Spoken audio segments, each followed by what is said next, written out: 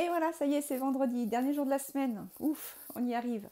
On commence par la date. Ah, j'ai oublié d'effacer mon travail d'hier. Toc, toc, toc, toc, toc, toc. Voilà, c'est fait. Alors, dans le calendrier, je rajoute une croix. Toc. Hier, on était jeudi. Donc aujourd'hui, nous sommes vendredi. Et je vais donc écrire la date au tableau. Vendredi.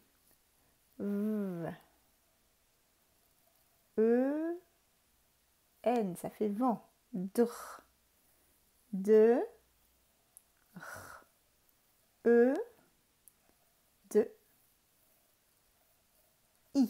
J'ai écrit très gros, je crois pas que j'arriverai à écrire toute la date sur la même ligne. On va essayer. 19. D'abord le 1. Pareil, le nom de famille. 10. 9. Et bien j'écris un 9. Celui-ci, il est facile à retrouver. Juin. J. U. I. N. Les passagers, le point et le point. Et bien voilà, c'est vendredi 19 juin, donc comme je disais, c'est le dernier jour avant le week-end. Il faut absolument finir votre carte de la fête des pères aujourd'hui, puisque vous devrez la dire, cette petite comptine, et puis présenter votre carte à votre papa ou votre tonton ce dimanche. Alors, commençons par les fiches de travail. Vous allez prendre cette fiche-là, vous allez pouvoir écrire la date et votre prénom sur la ligne. Alors, c'est une bande numérique, comme on a déjà travaillé un petit peu, mais cette bande numérique, il manque des chiffres. C'est un petit peu comme dans votre calendrier individuel, je n'ai pas tout écrit. La première ligne, ce sont les 10 chiffres, 0, 1, 2, 3, 4, 5, 6, 7, 8, 9.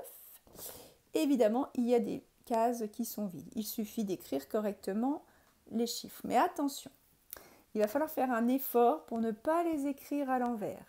Et pour ne pas les écrire à l'envers, dans ce tableau, il y a tout ce qu'il faut pour les écrire à l'endroit. C'est-à-dire que quand je veux écrire le 3 ici, eh bien je regarde en dessous et normalement je devrais trouver un 3 pour m'aider. Lorsque je dois écrire le 4, alors il y a écrit le 4, évidemment ce n'est pas le 4 avec lequel on écrit, mais ça vous donne déjà un sens d'écriture quand même. D'accord? Donc surtout vous faites bien attention. Ça se lit en ligne. Quand je suis arrivée au bout du 9, hop, je reviens au début. 10, 11, 12, 13, 14. Alors, quand on ne sait pas écrire les nombres 11, 12, on essaie de réfléchir un petit peu. On est dans la famille du 10, ça commencera toujours par un 1, et derrière, on met du coup le numéro qui est juste au-dessus. Donc là, on va commencer par un 1, et puis on va rajouter un 1. Là, on va mettre un 1 en premier, on va rajouter un 2. Là, il y a le 1 et le 3, puis le 1 et le 4, et on continue. Le 1 et le 5, le 1 et le 6, le 1 et le 7, et si je ne me suis pas trompée, ça continue. Le 1 et le 8, le 1 et le 9. Voilà. Et après, je relis ma ligne. 10, 11, 12, 13, 14, 15, 16, 17, 18, 19. Et hop, je repars au début. On commence une autre famille, c'est la famille des 20. Alors ça commence, on voit dans les nombres qui sont là, ils commencent tous avec le même nom de famille, ils commencent tous avec un 2. Donc là, je vais avoir un 2 et juste après un 0. Voilà, donc je vous laisse compléter toute la ligne, toutes les 4 lignes avec les nombres qui manquent. Hein, et puis vous vous entraînez à compter en pointant du doigt. Comme ça apprend aussi à lire les nombres en même temps. Et vous me direz jusqu'à combien ça va, jusqu'à quel nombre ça s'arrête. Peut-être qu'il y en a qui savent déjà. Voilà. Un petit peu de numération, parce que je fais beaucoup de lecture et du coup les maths parfois pas assez. Et puis ensuite, je vais vous faire travailler un peu la lecture. Alors, c'est une fiche que j'aimerais bien que les enfants fassent tout seuls. Écrire la date, écrire le prénom. Lire. Lire les petites syllabes. Ra, re, ri, ro, ru. Donc, c'est toutes ces petites syllabes, elles vont être utiles pour pouvoir écrire les mots qui sont dans les cases en dessous. C'est un petit peu comme de l'écriture autonome de la semaine dernière, sauf que là, il y a une partie des syllabes qui a déjà été écrite. Donc, on va regarder les mots. Renard, requin, rue, repas, radis, rôti, ruche, radio, robinet, radio, moquette, rideau, Rafara, riz, robot, roller, souris. Alors, pour l'histoire Rafara, c'est une petite fille d'une histoire qu'on a lue à l'école. Je ne sais pas si les enfants connaissent l'histoire de Rafara. Voilà, donc ensuite, chaque petit trait correspond à une des syllabes qui est en haut. Il faut choisir la bonne. Donc à chaque fois que je montre l'image, je la dis renard et avec mon doigt, je pointe du doigt. Renard. La deuxième syllabe est déjà écrite, il manque la première. Il manque re. Je vais essayer de savoir laquelle des 5 il faut que j'écrive.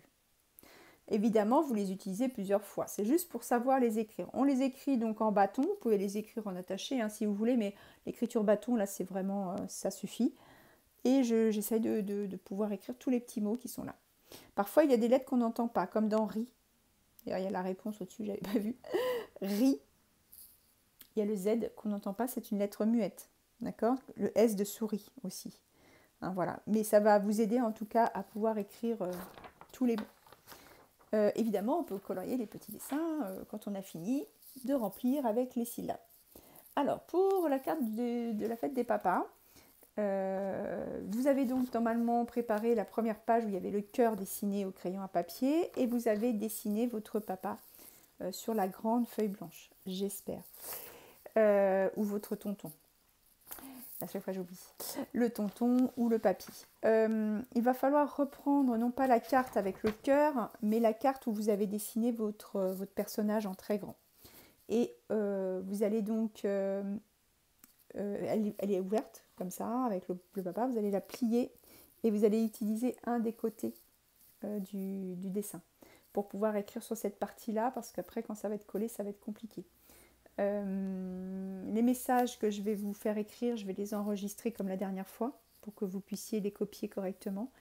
Et ben voilà, ensuite derrière vous pourrez coller la comptine que je vous ai mise pour pouvoir finir la carte. Qu'est-ce que je voulais dire d'autre? Et ben non, c'est tout. Donc je vous fais une autre petite vidéo pour que vous puissiez regarder comment écrire bonne fête papa, bonne fête tonton, etc. Et puis je t'aime ou des trucs comme ça. Voilà, je vous fais des petites vidéos. Voilà. Bah écoutez, bon courage, bon vendredi, très bon week-end et on se retrouve tous lundi. Peut-être à l'école, peut-être à distance, je ne sais pas, je n'ai toujours pas de nouvelles. Donc voilà, je vous tiendrai au courant. Ciao!